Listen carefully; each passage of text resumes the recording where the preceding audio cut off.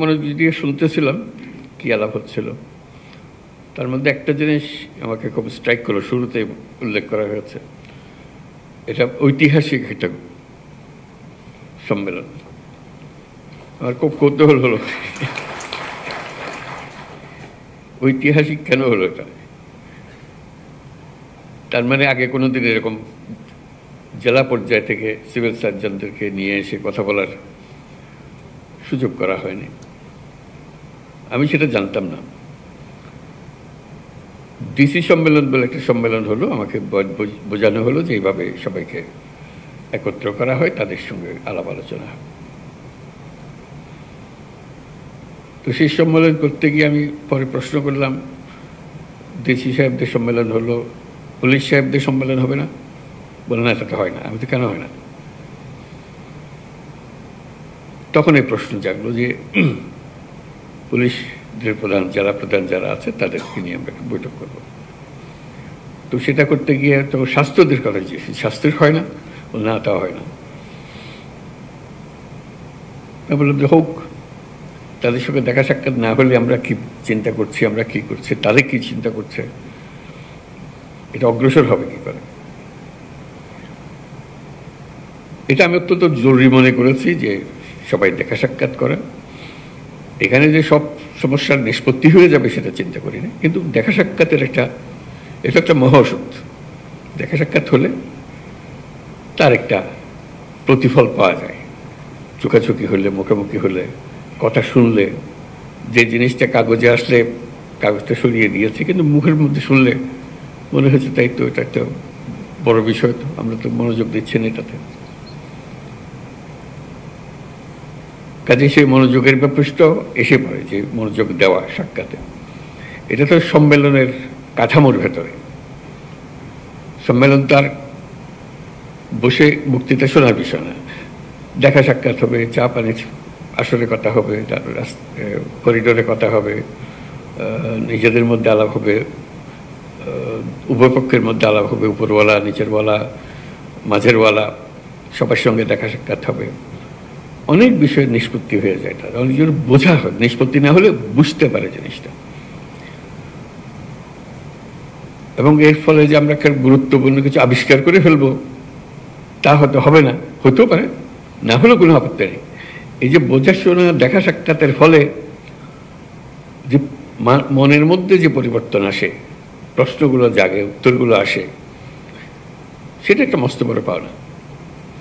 আমরা আশা করি আজকে যে বৈঠক হচ্ছে, কথাবার্তা হচ্ছে, এটা আনুষ্ঠানিকভাবে বক্তৃতা শোনা হচ্ছে, তার বাইরেও, আনুষ্ঠানিকতার বাইরেও অনেক জিনিস আছে যেগুলো মনের মধ্যে দাগ কাটে এবং সঙ্গে সঙ্গে এটা কাজে লাগে। তো আমি খুব খুশি হলাম যে স্বাস্থ্য মন্ত্রণালয় এই আয়োজন করেছে। এই আশা করি এই দেখা সাক্ষাতের কারণে আমরা অনেক সুফল পাব। স্বাস্থ্যসেবা যে স্বাস্থ্যহীন সেটা আমরা সবাই বুঝি,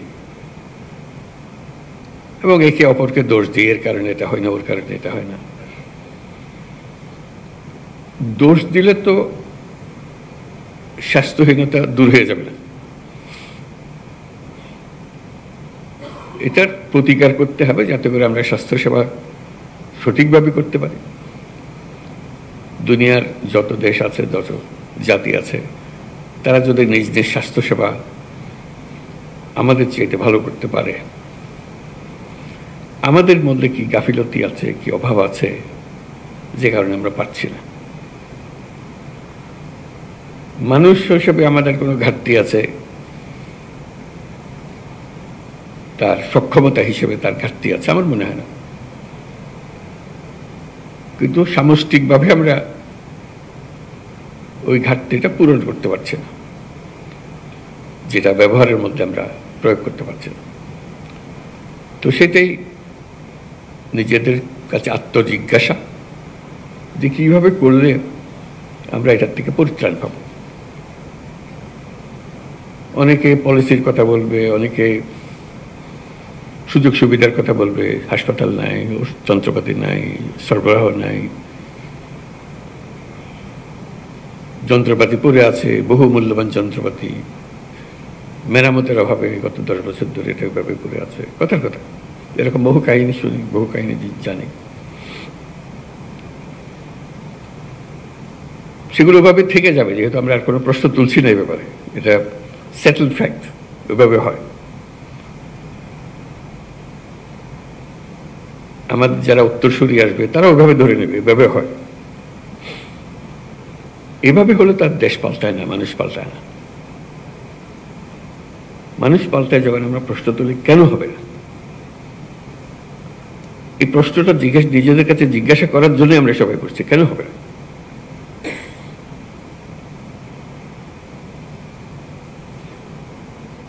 আমাদের কি কিছু অভাব আছে মানুষ হিসেবে? আমরা কি অধম একটা জাতি? আমাদের সমস্ত কিছু আইন কাঠামো, নীতিমালা, যন্ত্রপাতি,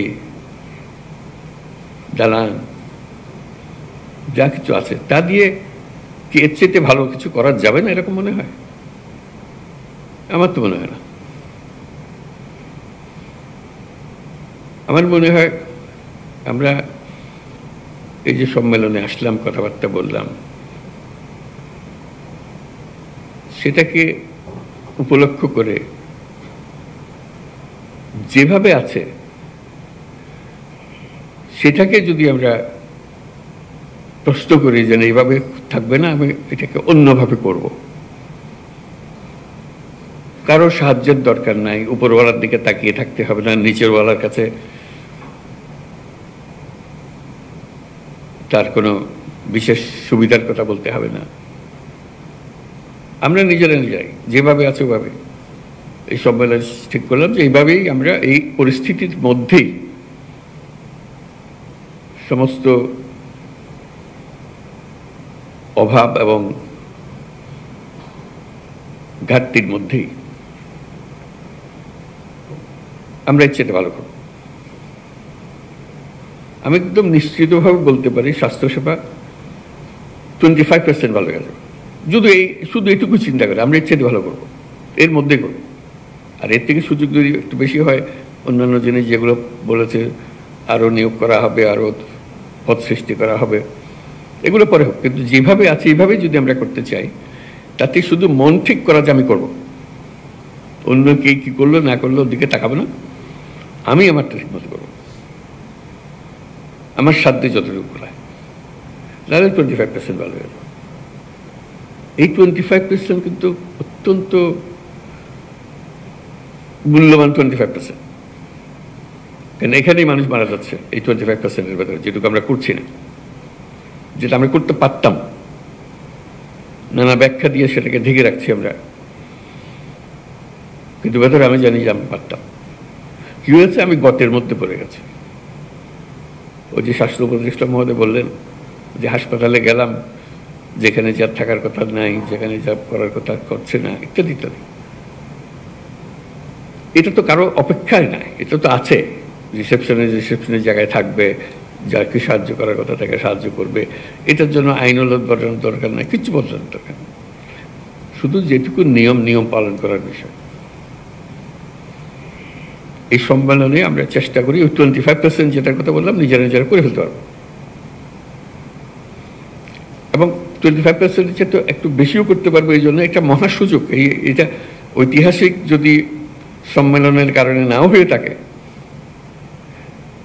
এটা মহা পরিবর্তন দেশের মধ্যে এসছে, আপনারা নিশ্চয়ই অনুভব করেন। সেটা অনুভব না করে উপায় তো নাই, এমন সব কাণ্ড হয়েছে দেশের ভেতরে যেটা 1000 বছরে আর হবে কিনা সন্দেহ।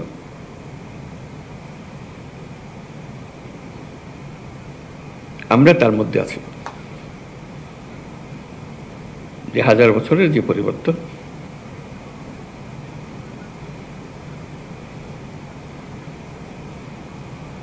সেই সুযোগ, সে আবহ, এর ভেতরে আমরা আছি। এই যে একটা জোয়ার, এই জোয়ারের মধ্যে যদি আমরা ঢুকে পড়ি, চিন্তা করেন আমাদের কি পরিবর্তন সম্ভব। আমি আবারও বলছি, কিছুই পরিবর্তন হচ্ছে না। মেশিন ভাগা পড়ে আছে, যেখানে যেটা থাকার কথা সেটা নাই, ইত্যাদির মধ্যে শুধু একটা মহা সুযোগ পেয়েছি, এবং এটা আমার আপনার মাধ্যমে হচ্ছে। আমরা এই প্রবাহের মূল চালিকা শক্তি। আমাদের ছেলে মেয়েরা, বাচ্চারা এখনো নাই, ওরা আসবে, ওরা দেখবে। যারা আমাদের থেকে বয়সে বড় তারা চলে গেছে বা কর্মক্ষেত্রে নাই। আমাদের হাতে এটা, এই পরিবর্তনের জোয়ার।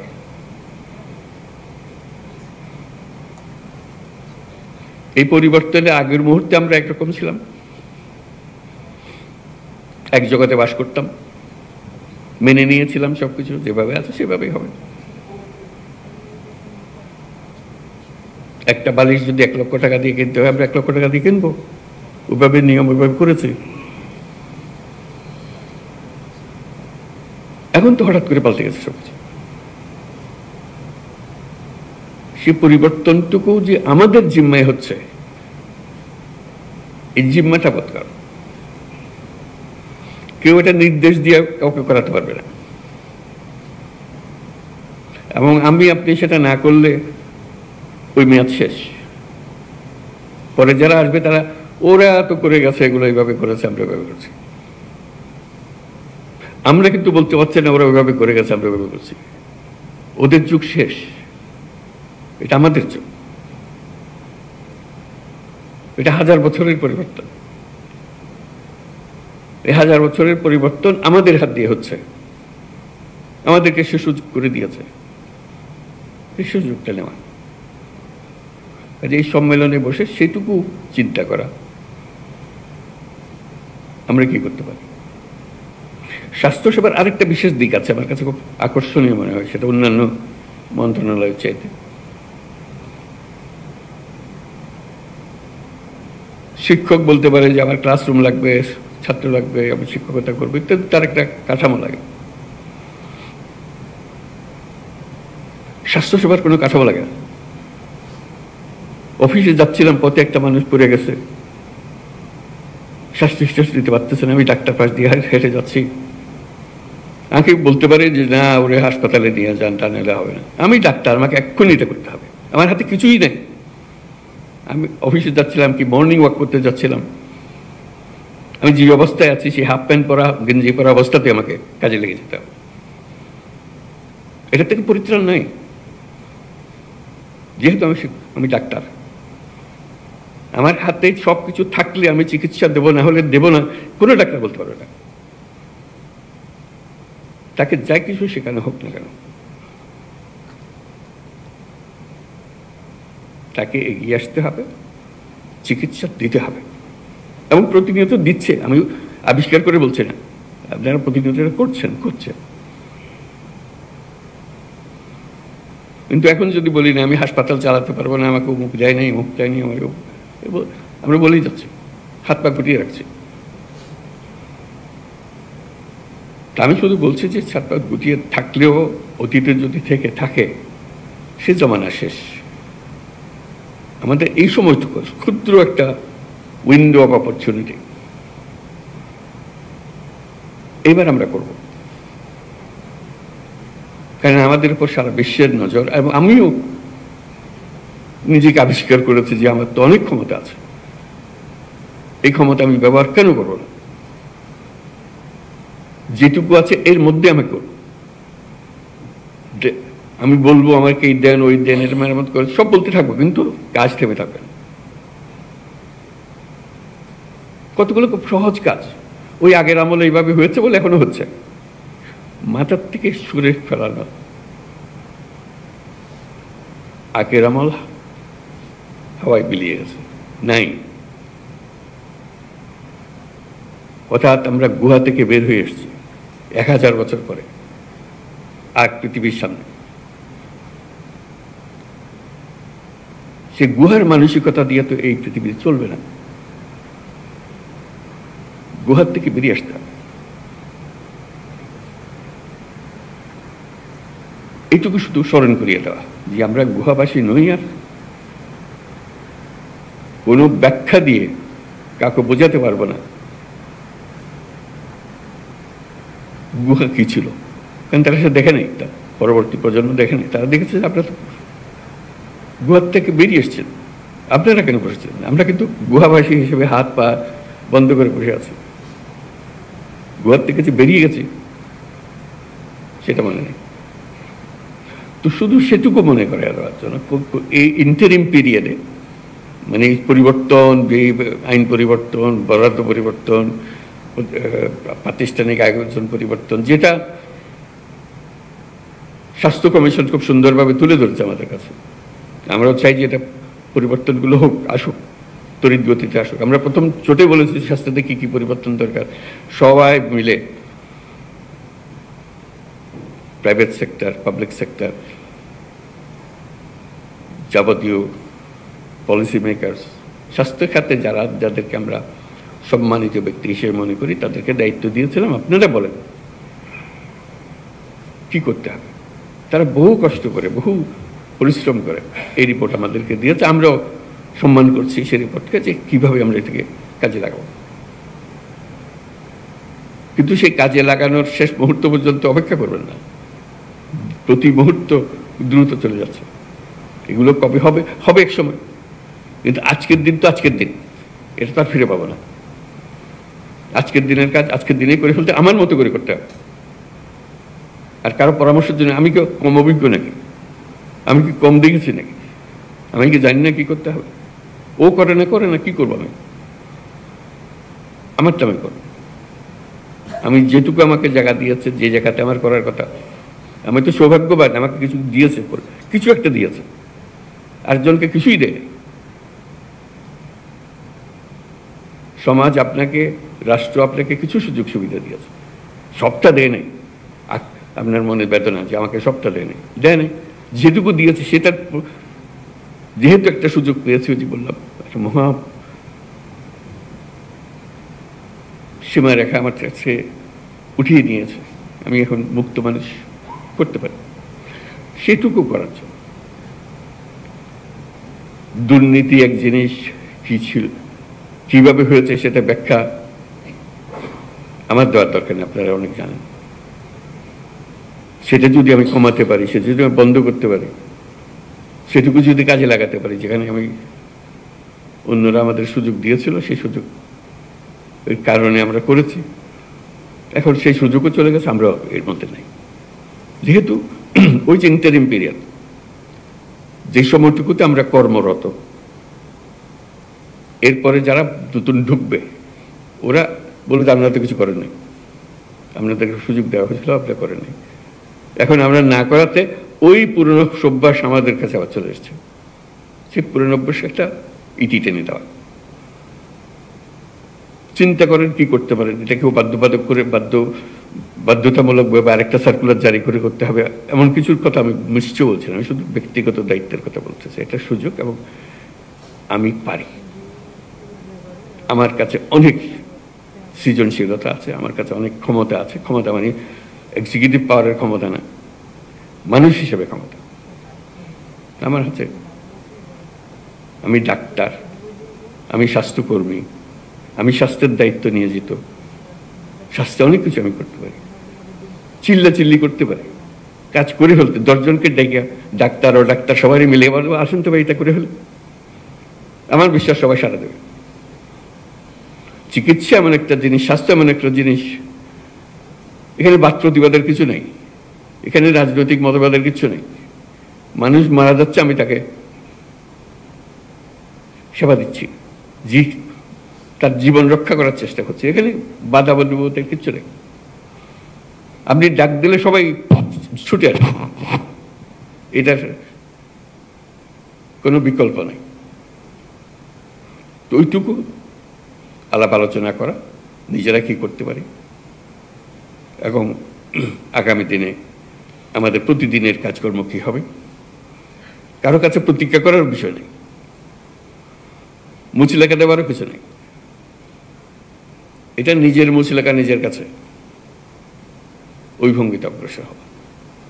আমরা একটু মনোযোগ দিলে আমাদের নিজেদের চিন্তাটাকে সেভাবে গড়ে তুললে এই যা আছে এর মধ্যে থেকে একটা বিরাট পরিবর্তন আমরা আনতে পারি। বিরাট পরিবর্তন, ছোটখাটো পরিবর্তন।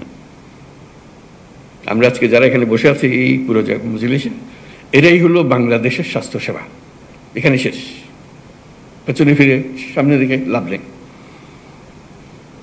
আমরা দিলে হয়, আমরা না দিলে হয় না। আমরা দিলে এটা পাল্টে ফেলতে পারি, আমরা না দিলে এটাকে আরো বড় গহ্বরের মধ্যে ঢুকিয়ে দিতে পারি। এমন প্যাচ কষে দেবো, কোনো সরকারের সাধ্য নাই এটা থেকে বেরিয়ে আসে। দুটোই আমরা জানি, কোনটা কোন এই সিদ্ধান্ত ব্যক্তি হিসাবে আমাদেরকে নিতে হবে। কাজে আপনাদের স্বাস্থ্যসেবাতে যারা আমরা নিযুক্ত আছি, তাদের এই মহাসুযোগ অন্যদের চাইতে অনেক বেশি। কাজে এটার পেছনে সবার সমর্থন, সবার সেবা, সবার। আপনি শুধু বলবেন যে আমার হাসপাতাল, আমার অমুক, আমার এই যে জায়গাটা, আমার আয়ত্তাধীন যে এইভাবে করেছে, আর তুই বেটা কি দেখালি, আমার খেলা দেখা দেখেছি না, আমি দেখাবো। তখন একটা প্রতিযোগিতারও ভাব আসে যে আমার সাথী, আমার বন্ধু সে এটা করছে, খুব ভাবা দিচ্ছে, আমি করে দেখাবো। আমরা তো একটা কলের একটা নব না যে এইটুকু, আমরা মানুষ, তো আমাদের ক্ষমতার তো কোনো সীমা রেখা নেই। যেভাবে আমার এই আইন টাইন বানিয়ে দেন তার মধ্যে আমার সীমা রেখা কোনো নির্দিষ্ট নেই। আমি আমার মতো করে এই সীমা রেখার ভেতর দিয়ে আমি কাজ করে ফেলতে পারি। আর অজুহাত দিতে হলে তো যে কোনো জিনিসই অজুহাত বার করা যায়। তো সেটা করার জন্য আজকে বসা, সবাই মিলে বন্ধু বান্ধবের সঙ্গে পরিচয় হবে, কথাবার্তা হবে, দেখা সাক্ষাৎ হবে, দাবি দেওয়ার কথা আলাপ হবে, সব কিছু হবে। কিন্তু মূল বিষয়টা হলো স্বাস্থ্যসেবা, বাংলাদেশের স্বাস্থ্যসেবা এখানেই শেষ। আমরা যারা আছি, আমরা যা করি তাই বাংলাদেশের স্বাস্থ্যসেবা। আমাদেরকে দেখে দেশের মানুষ অনুপ্রাণিত হবে, আমাদের দেখে দেশের মানুষ হতাশ হয়ে যাবে। নির্ভর করবে আমরা কি করলাম সেটার উপর।